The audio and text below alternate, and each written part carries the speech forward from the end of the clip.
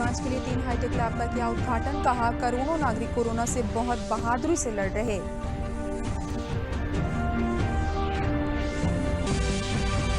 Rafale विमानों का पहला जत्था फ्रांस से भारत के लिए रवाना। 29 जुलाई को हरियाणा के अंबाला में औपचारिक तौर पर वायुसेना में होंगे शामिल।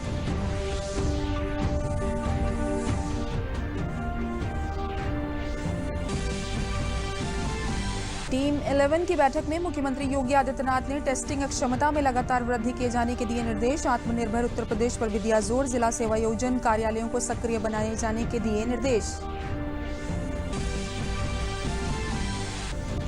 कृषि मंत्री सूर्य प्रताप शाही ने किसान जागरूकता रथों को हरी झंडी दिखाकर किया रवाना। कहा किसानों की खुशहाली से ही बनेगा आत्मनिर्भर भारत।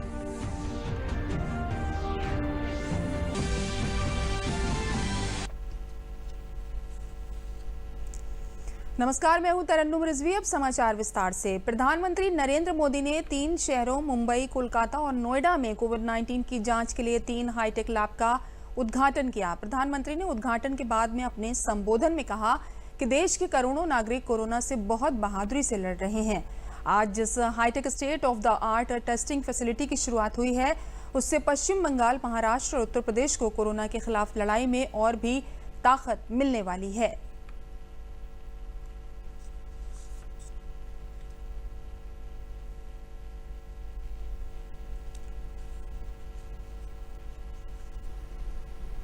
दिल्ली, एनसीआर, मुंबई और कोलकाता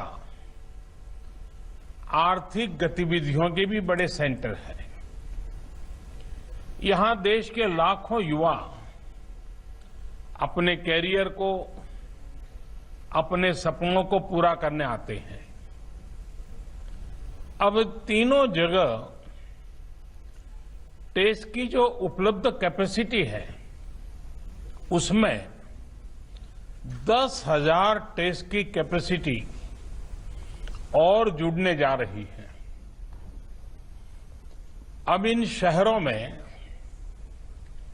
टेस्ट और ज्यादा तेजी से हो सकेंगे। पीएम मोदी ने कहा कि दिल्ली, एनसीआर, मुंबई और कोलकाता आर्थिक गतिविधियों के बड़े केंद्र हैं। यहां देश के लाखों युवा अपने करियर को, अपने सपनों को पूरा करने के लिए आते हैं। अब इन तीनों जगह टेस्ट की जो उपलब्ध कैपेसिटी है, उसमें 10,000 टेस्ट की कैपेसिटी और जुड़ने जा रही है। पीएम ने कहा कि कोरोना के खिलाफ इस बड़ी और लंबी लड़ाई के लिए सबसे महत्वपूर्ण था कि देश में तेजी के साथ कोरोना के हिसाब से निर्धारित स्वास्थ्य से जुड़ी बुनियादी सुविधाओं का निर्माण हो। इसी वजह से बहुत शुरुआत में ही केंद्र सरकार ने 15,000 करोड़ रुपए के पैकेज की घोषणा की थी। हाईटेक लैब्स सिर्फ कोरोना टेस्टिंग तक ही सीमित रहने वाली नहीं है, और ये बात बहुत महत्वपूर्ण है। भविष्य में हेपेटाइटिस बी और सी, एचआईवी, डेंगू सहित अनेक बीमारियों की टेस्टिंग के लिए भी इन लैब्स में सुविधा उपलब्ध कराई जाएगी। भारतीय वायुसेना के लिए पहले बैच के 5 राफेल लड़ाकू विमान आज फ्रांस से अंबाला एयरबेस के लिए रवाना हो गए। भारत तक अपनी उड़ान के दौरान रफाल विमानों का जत्था संयुक्त अरब अमीरात में रुकेगा, जिसके बाद ये 29 जुलाई 2020 को अंबाला एयरबेस पहुंचेगा। विमान को 29 जुलाई को मौसम के मुताबिक वायुसेना स्टेशन अंबाला में शामिल किया जाएगा। पहले बैच के इन 5 विमानों का औपचारिक अधिष्ठापन समारोह अगस्त में किया जाएगा। वायुसेना के एयर क्रू और ग्राउंड क्रू ने अपने अत्याधुनिक उन्नत हथियार प्रणालियों सहित विमान पर व्यापक प्रशिक्षण प्राप्त किया है। रिजर्व बैंक के गवर्नर शक्तिकांत दास ने आज सीआईआई के राष्ट्रीय अधिवेशन के राष्ट्रीय परिषद के सदस्यों को संबोधित किया। उन्होंने कहा कि मौजूदा दौर में सरप्लस मैनेजमेंट एक चुनौती है। हालांकि सरकार की ओर से आवश्यक वस्तु अधिनियम सहित उठाए गए कदमों से फायदा हो रहा है। उन्होंने कहा कि बैंकों को सलाह दी गई है कि वो प्रतिकूल परिस्थितियों में दबाव सहने की क्षमता का परीक्षण करें और चुनौतियों का मुकाबला करने के लिए पूंजी जुटाएं। 5 प्रमुख गतिशील तथ्यों का जिक्र करते हुए गवर्नर ने कहा कि कृषि क्षेत्र के पक्ष में बदलाव देखने को मिले हैं। उन्होंने बताया कि तथ्यों में सूचना एवं संचार प्रौद्योगिकी का उपयोग करना और बिजली विकास के लिए स्टार्टअप को बढ़ावा देना भी इसमें शामिल है। आरबीआई गवर्नर वर्ल्ड बैंक 2020 की एक रिपोर्ट का हवाला देते हुए उन्होंने कहा कि ग्लोबल वैल्यू चेन में 1% की बढ़ोतरी दर्ज हुई है, लिहाजा देश की प्रति व्यक्ति आय के स्तर में 1% के स्तर की वृद्धि हो सकती है। उन्होंने कहा कि सीआईआई बुनियादी ढांचे के विकास में अच्छी भूमिका निभा रहा है और आगे भी इसे रचनात्मक बनाए रखने की जरूरत है।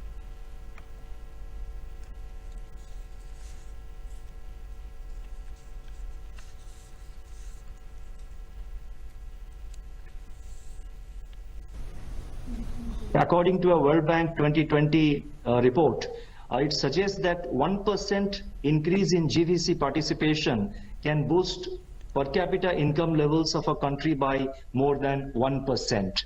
And that's not small. This scenario has to change, and I think this is the right time for India to take efforts to become a part of the global value chain. And here the focus and emphasis will have to be on productivity and will have to be on the quality of our products and services. Bharat में सरकार के नियंत्रण प्रयासों से corona महामारी की स्थिति में कुछ सुधार देखने को मिल रहा है और कोरोना से संक्रमित मरीज भी तेजी से स्वस्थ हो रहे हैं।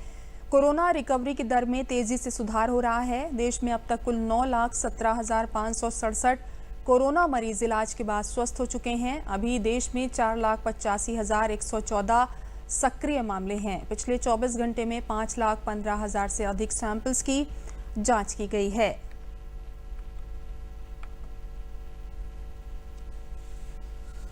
उत्तर प्रदेश के मुख्यमंत्री योगी आदित्यनाथ ने टेस्टिंग क्षमता में लगातार वृद्धि किए जाने के निर्देश दिए हैं। उन्होंने कहा है कि 25 लाख तक की जनसंख्या वाले जनपदों में 1,000 से अधिक तथा 25 लाख से अधिक आबादी वाले जिलों में 1,500 से अधिक टेस्ट एंटीजन के माध्यम से प्रतिदिन किए जाएं। मुख्यमंत्री एक उच्च स्तरीय बैठक में अनलॉक व्यवस्था की समीक्षा की और इस अवसर पर उन्होंने कहा कि प्रत्येक जनपद के प्रत्येक चिकित्सालय में रैपिड एंटीजन टेस्ट की व्यवस्था हो।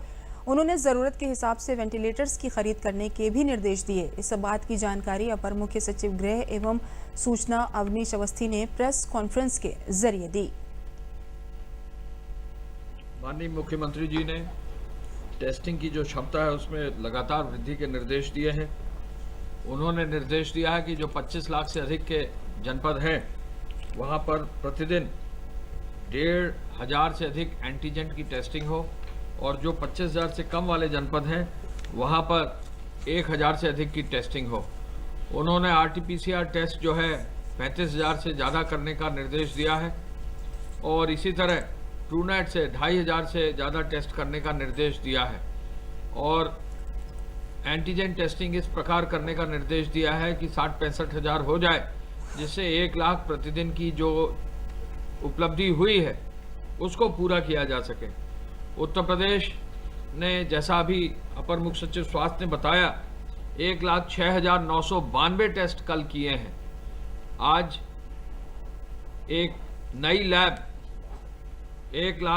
नई लैब जो है नोएडा में उद्घाटित की जा रही है। आदरणीय प्रधानमंत्री जी कर रहे हैं, माननीय मुख्यमंत्री जी उस कार्यक्रम में शामिल हो रहे हैं। इस उपलक्ष्य पर 1 लाख से अधिक टेस्ट करना ये एक कीर्तिमान है और मुख्यमंत्री जी ने कहा है इसको बनाए रखना है। अवनीश अवस्थी ने जानकारी दी कि मुख्यमंत्री योगी आदित्यनाथ ने आत्मनिर्भर उत्तर प्रदेश के लिए प्रभावी प्रयास करने पर जोर दिया है। मुख्यमंत्री ने निर्देश दिए हैं कि जनपदों में स्थापित जिला सेवा योजन कार्यालयों को सक्रिय बनाया जाए। इससे आत्मनिर्भर उत्तर प्रदेश के लक्ष्य की प्राप्ति में सहायता मिलेगी। उन्होंने खाद्यान्न वितरण कार्य को समय से तथा पूरी पारदर्शिता के साथ संचालित करने के निर्देश दिए। अपर मुख्य सचिव स्वास्थ्य अमित मोहन प्रसाद ने बताया कि इस समय प्रदेश में एक्टिव केसेस की संख्या 26,204 है। जो लोग उपचारित होने के बाद डिस्चार्ज किए जा चुके हैं उनकी संख्या 42,833 हो गई है। 1,456 लोगों की मृत्यु हुई है। 26,227 लोगों को आइसोलेशन वार्ड में रखा गया है। 3,676 लोग फैसिलिटी क्वारंटीन में हैं। प्रदेश में अब तक का सबसे ज्यादा 1,09,662 लोगों का कोरोना टेस्ट किया, जो कि देश के सभी राज्यों में सबसे ज्यादा है। अब तक प्रदेश में 19,41,259 टेस्ट किए जा चुके हैं।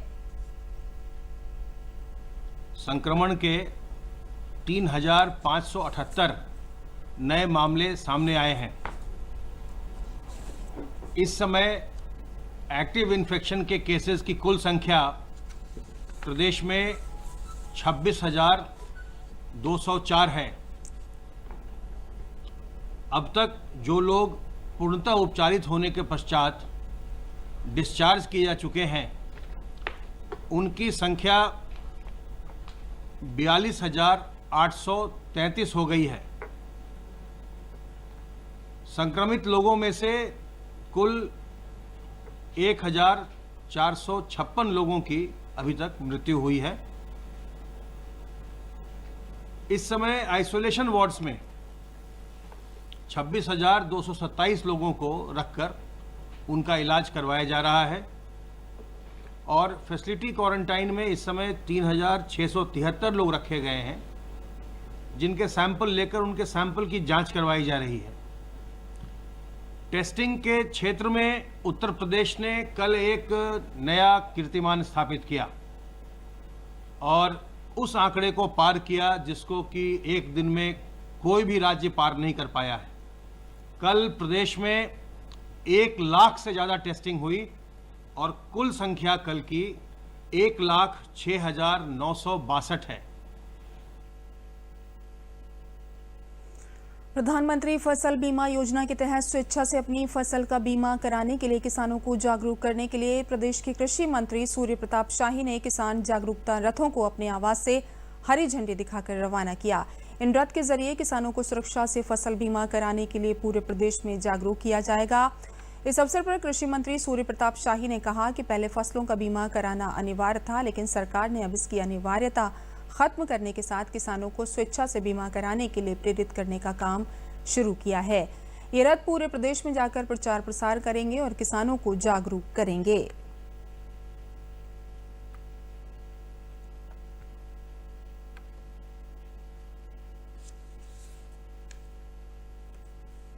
प्रधानमंत्री फसल बीमा योजना के भीतर सभी 75 जनपद शामिल हैं और 4 कंपनियों के भीतर ये 75 जनपद जो टेंडर में L1 के रूप में आए, उनमें से 7 जनपद के क्लस्टर में HDFC का यह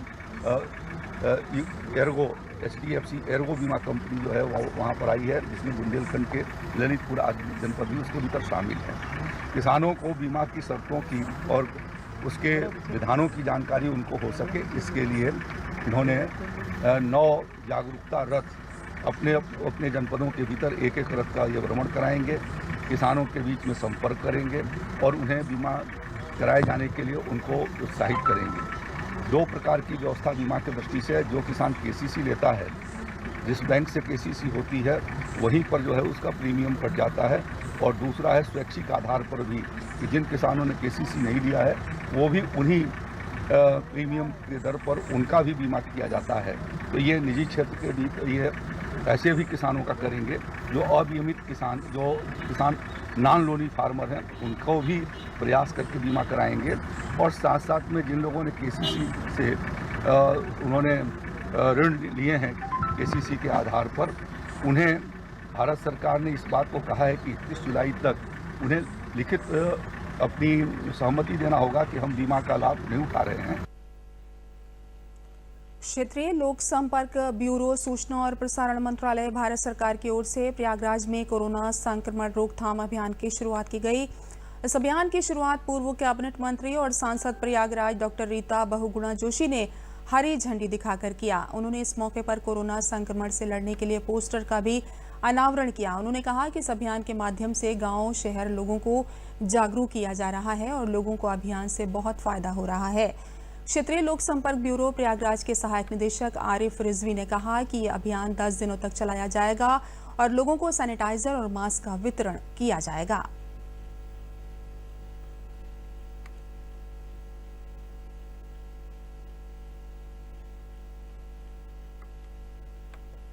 संक्रमण ने पूरे विश्व को इस समय ग्रस्त किया है और वैश्विक स्तर पर इससे निपटने की सरकारें अपने अपने तरह से प्रबंधन कर रही हैं। हमारे प्रधानमंत्री नरेंद्र मोदी जी बहुत सतर्क हैं और लगातार लोगों को जागरूक करने के लिए उत्साहित और प्रोत्साहित कर रहे हैं।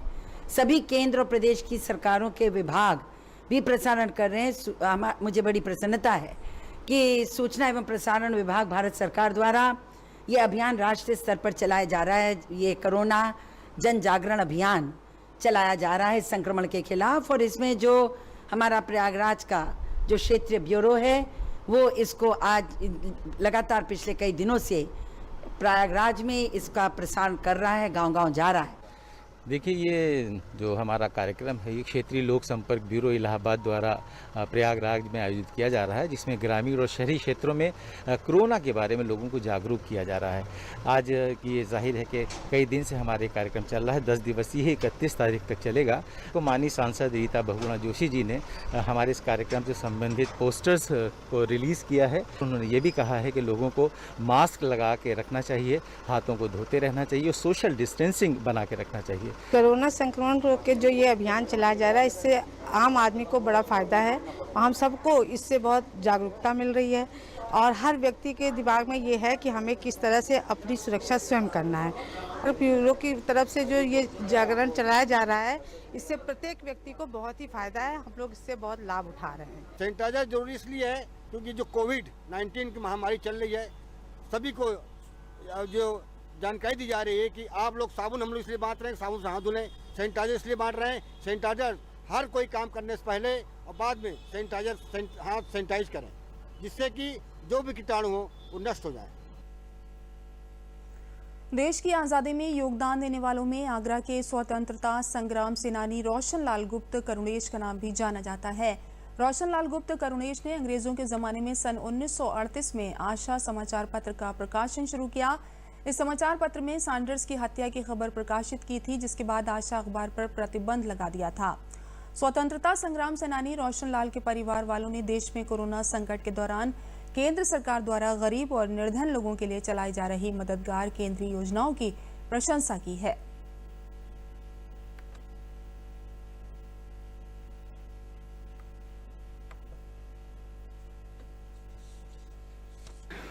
भारतीय स्वाधीनता आंदोलन का एक स्वर्णिम इतिहास रहा है आगरा का हार्डी बम कांड, जो सन 1940 में हुआ था बेलनगंज की बरौलिया बिल्डिंग पर। वह एक प्रतिशोध था आशा अखबार का। हमारे पिताजी आशा अखबार निकालते थे 1938 में, और आपत्तिजनक या अंग्रेजों के विरोध समाचार छापने पर उस पर कलेक्टर ने प्रतिबंध लगा दिया। तो प्रतिबंध का बदला उन्होंने एक हार्डी बम कांड करके किया, जिसके लिए भी जाने गए। और उसके बाद भी उन्होंने आशा अखबार निकाला, जिसे जो स्वाधीनता आंदोलन का एक प्रमुख इतिहास माना गया। इसके बावजूद भी वो बम वगैरह बनाते रहे, उससे उनकी दृष्टि क्षीण हो गई, लेकिन लगातार जीवन पर्यंत 85 वर्ष की आयु तक वे पत्रकारिता करते रहे, लिखते रहे। हम सबसे बोल बोल के लिखाते रहे। करीब 8000 लेख उनके देश भर की पत्र पत्रिकाओं में प्रकाशित हुए थे। कोरोना काल में जैसे ही कोरोना इस देश में आया तो प्रधानमंत्री मोदी जी ने तुरंत इसको अपना कर्तव्य माना और लॉकडाउन की प्रक्रिया शुरू करी, जिससे चलते देश शहर भर के मजदूर अपने घर की ओर जाने लगे, जिससे उनको बहुत असुविधा होने लगी। इसीलिए प्रधानमंत्री जी ने उनके लिए बस की सुविधा और ट्रेन की सुविधा उपलब्ध कराई, जिससे वो अपने घर सुरक्षित लौट सके हैं। प्रधानमंत्री नरेंद्र मोदी ने गरीब महिलाओं के लिए योजनाएं चलाई हैं, राशन बंटवाया है, कोरोना में फ्री में गैस दिलवाई है, फ्री में राशन बंटवाया है, फ्री में सिलेंडर बंटवाया है, फ्री में। बहुत अच्छा काम किया नरेंद्र मोदी ने। बाहर के मजदूरों को जाने आने की सुविधा दी है। उत्तर प्रदेश में सीतापुर जनपद के स्वतंत्रता संग्राम सेनानी शिव नारायण शर्मा 96 वर्ष की अवस्था में भी सक्रिय हैं। शिव नारायण शर्मा ने राष्ट्रपिता महात्मा गांधी से प्रेरणा लेकर स्वतंत्रता संग्राम में हिस्सा लिया था और सीतापुर में देश को आज़ादी दिलाने के लिए आंदोलन किया था। स्वतंत्रता सेनानी शिव नारायण शर्मा का कहना है कि वर्तमान महामारी कोरोना के समय मोदी सरकार द्वारा जो भी योजनाओं का संचालन किया जा रहा है वो सभी जनता के लिए लाभदायक है। बहुत अच्छी तरह से उनका क्रियान्वयन किया जा रहा है। सभी को सरकार का सहयोग करना चाहिए।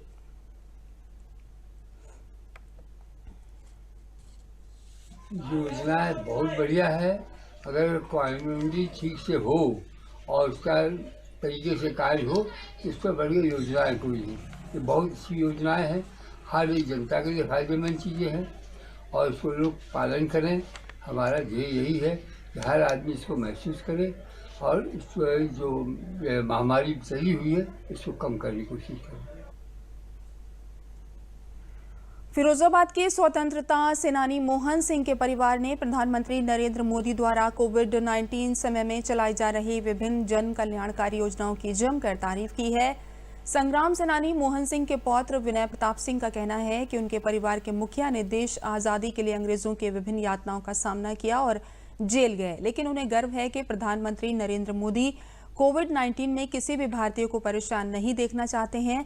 इसलिए मोदी ने गरीब, मजदूर, महिला, बुजुर्गों, मनरेगा मजदूर, दिहाड़ी मजदूर, बेसहारा लोगों की आर्थिक सहायता कर रहे हैं। जो स्वतंत्रता सेनानी थे और जिनका निधन आज से 8 वर्ष पूर्व हो चुका है, और उनके चार पुत्र थे, श्री यतेंद्र पाल सिंह, श्री राजेंद्र पाल सिंह, श्री हरिगोपाल सिंह और संतोष पाल सिंह। हमारे परिवार को स्वतंत्रता सेनानी आश्रित होने की वजह से बहुत, शिक्षा विभाग ही नहीं हर विभाग में, चाहे हमने पढ़ाई की हो या हर विभाग में, हमें बहुत लाभ प्राप्त हुआ। शायद अगर स्वतंत्रता सेनानी के आश्रित ना होते तो ये लाभ हमें प्राप्त ही नहीं होता। मेरे पिताजी श्री हरिगोपाल सिंह जो कि राशन डीलर हैं, उनकी राशन की दुकान स्वतंत्रता सेनानी आश्रित होने की वजह से ही उन्हें प्राप्त हुई। जनता को, गर्व, हमको सबको लाभ मिल रहा है। गल्ला है, हल्दी पैसा किसानों को मिल रहा है। हमें उम्मीद है कि भीड़ घाटों को भी माननीय नरेंद्र मोदी जी सुविधा दे रहे हैं और देते जाएंगे। उनके विचार बहुत अच्छे हैं और अच्छे रहेंगे। कोरोना के चलते इस बार सावन में गंगा जल लाने वाले कांवड़ियों की बम बम भोले गूंज भले ही ना सुनाई दी हो, लेकिन भक्तों की आस्था का ध्यान भारतीय डाक विभाग ने बखूबी रखा है। मंदिरों में गंगा जल चढ़ाने के लिए डाक विभाग ने खास इंतजाम किए हैं, जिससे भक्तों को शिवालयों में गंगा जल से अभिषेक करने के लिए कोई भी परेशानी ना हो। बरेली जिले के डाकघरों में गंगोत्री गंगा जल उपलब्ध कराया जा रहा है। सावन के खास मौके पर डाक विभाग ने गंगोत्री गंगा जल की बिक्री करने के लिए जिले के 95 विशेष काउंटर लगाए हैं। आस्था के समय में सावन में शिवालयों में चढ़ाने वाले गंगा जल की कीमत 30 रुपए रखी है। वहीं सीनियर पोस्ट मास्टर का कहना है कि डाक विभाग से कोई भी व्यक्ति गंगा जल खरीद सकता है।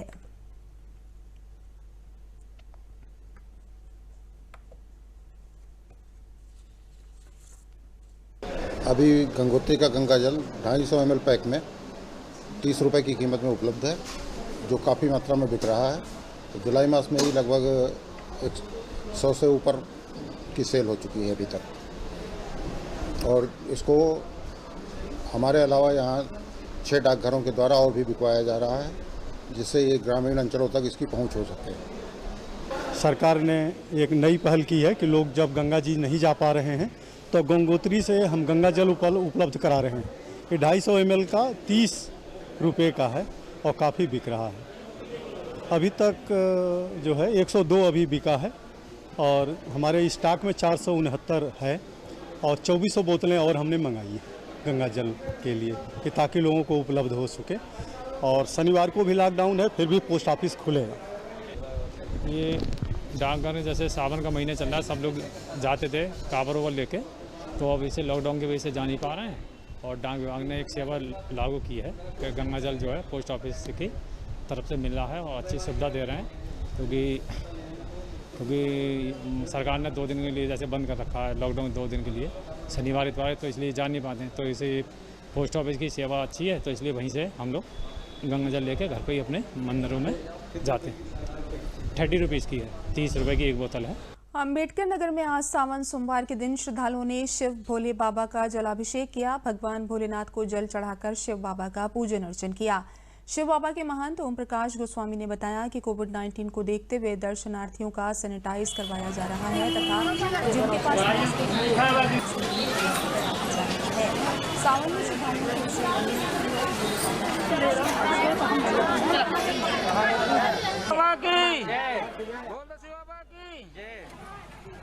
यहाँ जो भी लोग आते हैं मनौती मानते हैं, उनकी पूरी होती है।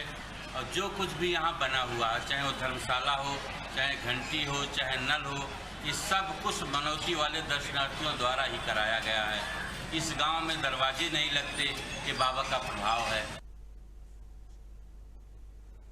वाराणसी में आज सावन के चौथे सोमवार पर लोगों की बाबा विश्वनाथ के मंदिर में काफी भीड़ देखी गई और हर हर महादेव, हर हर बम बम के नारे भी सुनाई दिए। इसके साथ ही बाबा विश्वनाथ का आज पूर्ण विधि विधान से पूजा अर्चना हुई। मंदिर प्रशासन की तरफ से बार बार कोरोना से बचाव की सूचना प्रसारित की जा रही थी और मंदिर की दीवार व खंभों तक को छूने की मनाही दोहराई जा रही थी, जिससे कि लोग सुरक्षित रहें। लेकिन काशी के अन्य मंदिर बंद दिखे।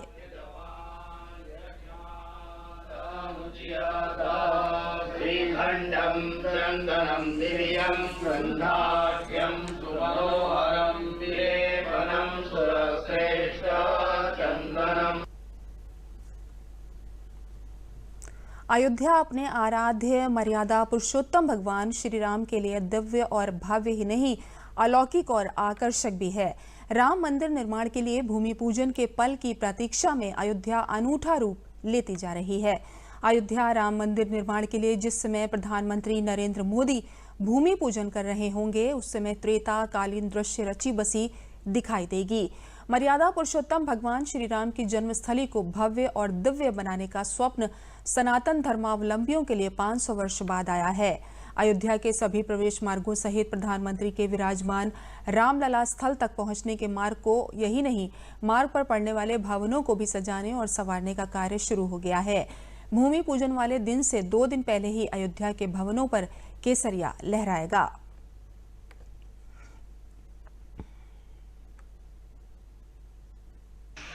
जैसे त्रेता में भगवान राम के 14 वर्ष के वनवास के बाद अयोध्या आगमन पर जो उल्लास था, जो तैयारी थी, उसी प्रकार की तैयारी 5 अगस्त को रहने वाली है। पूरे अयोध्या को, पूरे घर घर को सबसे अपील भी की गई है, पूरी साफ सफाई रखी जाएगी। जैसे भगवान आते हैं तो रंगोली बनाई जाती है, चौका पूरा जाता है, घर की धुलाई होती है, दीप जलते हैं, उसी प्रकार से ये सारी योजनाएं चल रही हैं। नगर निगम रंगाई कराएगा, पूरे अयोध्या में कलाकृतियों को उकेरा जाएगा। पूरे नगर में कीर्तन होगा, मंदिरों में कीर्तन चलेगा। ये 5 का जो कार्यक्रम है, ये 3, 4 और 5, 3 से ही पूरे अयोध्या में उत्सव का माहौल रहेगा।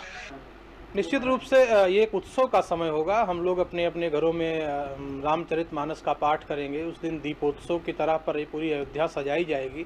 जिस प्रकार भगवान श्री राम लंका से लौट कर आए थे तो अयोध्या पूरी तरह से सजाई गई थी। चारों तरफ तोरण द्वार बनाए गए थे, बंधनवार लगाया गया था, घर घर पर दीपक जलाए गए थे घी के। मुझे लगता है कि फिर से एक बार वही उत्सव पूरे अयोध्या में होगा, क्योंकि अब भगवान श्री राम टाट से निकलकर अपने दिव्य भवन में जाने वाले हैं। तो पूरी अयोध्या उस उमंग में, उत्साह में, आनंद में रस विभोर है कि भगवान श्री राम को एक बार फिर से दीपोत्सव मना करके भगवान के मंदिर में स्थापित करने की व्यवस्था को हम सब हृदय से आत्मसात करेंगे। फिरोजाबाद में मत्स्य विभाग किसानों की आय दोगुनी किए जाने के लिए प्रधानमंत्री मत्स्य संपदा योजना के अंतर्गत अत्यधिक ग्रामीण क्षेत्र को आच्छादित किए जाने पर जोर दे रहा है। ये योजना ग्रामीण बेरोजगार युवा के लिए स्वरोजगार का बेहतर विकल्प है। पीएम मत्स्य संपदा योजना पूर्व में संचालित नीली क्रांति योजना के स्थान पर प्रस्तावित है। पीएम मत्स्य संपदा योजना के क्रियान्वयन हेतु 15 मई 2020 को पूरे देश के लिए 20,000 करोड़ रुपए की बड़ी धनराशि की घोषणा की गई थी, ताकि 55 लाख से अधिक ग्रामीण युवाओं को रोजगार मिल सके। वर्ष 2020-21 से 2024-25 तक लागू इस योजना से मत्स्य किसानों के साथ मत्स्य श्रमिक, फिशर एवं मत्स्य व्यापारियों को भी अप्रत्यक्ष लाभ मिलेगा। फिरोजाबाद के सहायक मत्स्य निदेशक श्री किशन शर्मा ने बताया कि अभी जिले में मछली उत्पादन 2,660 मीट्रिक टन है। प्रधानमंत्री मत्स्य संपदा योजना से अगले 5 वर्ष में इसे 4300 मीट्रिक टन किए जाने का लक्ष्य है। हमारे ऐसे किसान भाई जो इसी के साथ समाचार समाप्त हुए। नमस्कार।